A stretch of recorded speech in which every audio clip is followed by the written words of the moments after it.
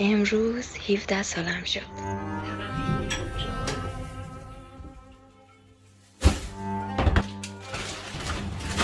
میخوام برم پیش مامانم. اگه نتونم برم بعد تا آخر عمر بمونم اینجا و کلفتی کنم. ولی اون ازم خیلی دوره. اون اتریشه.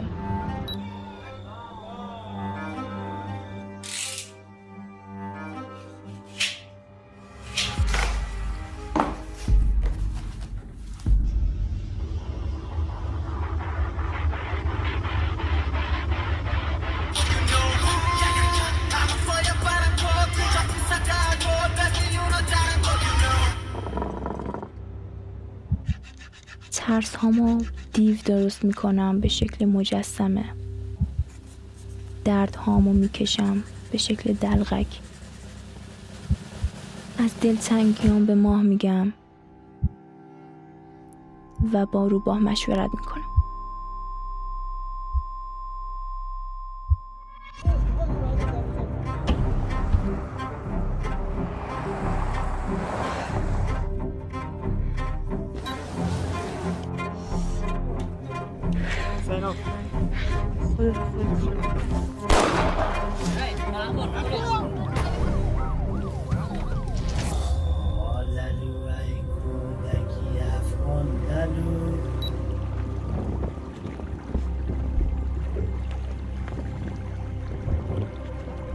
ماجرای غیر قانونی که تو اقیانوس غرق میشن، موقع غرق شدن به چی فکر میکنن؟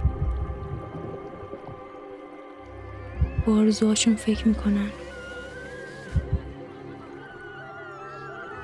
رویاهاشون کجا میره؟